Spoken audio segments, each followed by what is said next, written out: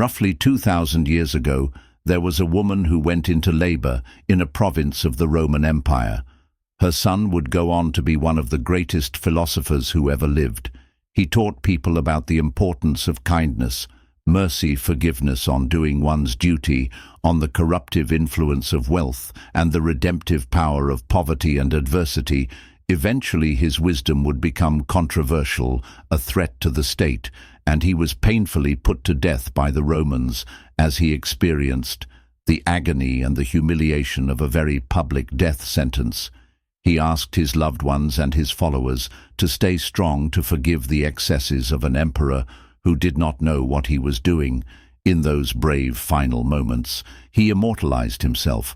Who are we talking about today is Christmas.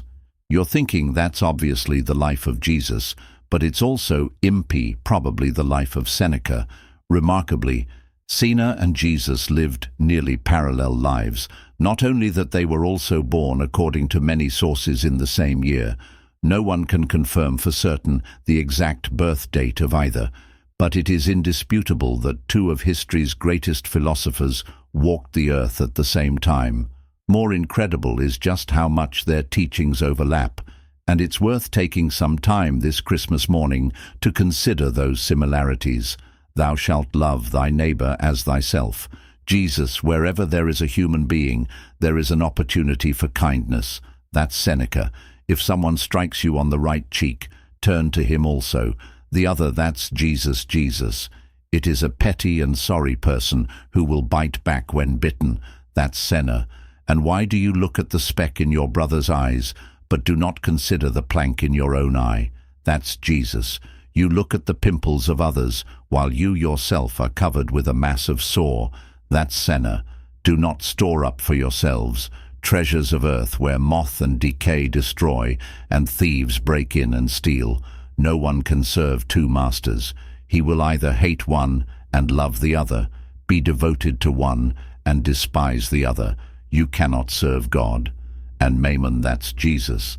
And then Seneca says, if my wealth should melt away, it would deprive me of nothing but itself. But if yours were to part, you would be stunned and feel that you were deprived of what makes you yourself with me. Wealth has a certain place in your own case. It has the highest place, in short. I own my wealth, and your wealth owns you.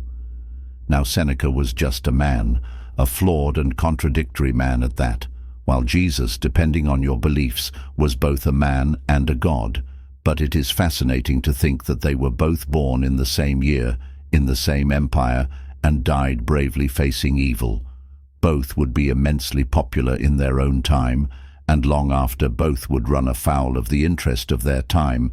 Both would be forced in their final moments to live their teachings. Jesus on the cross, asking for forgiveness for the people who had wronged him.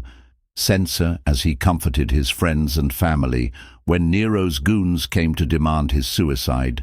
And Tacitus, who also tells us about the life of Christus, would note how Seneca had made plans for such an ordeal, writing that even in the height of his wealth and power, he was thinking about his life's close. So too, the Bible tells us, had Jesus their words, and their example lives on.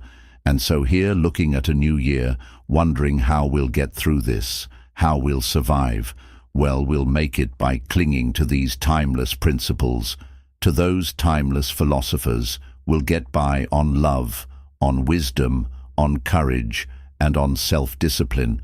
We'll find beauty in the ordinary. We'll be of service to others.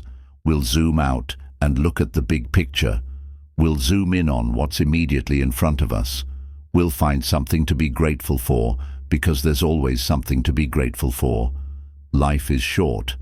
Seneca said it was short for Jesus too. What matters is what you do while you're here. What matters is what you do with the year and the days that you have been given. What matters is the example you leave behind for others to follow. Enjoy today. Don't be afraid. Do what's right. Follow in their footsteps. They have shown us the way.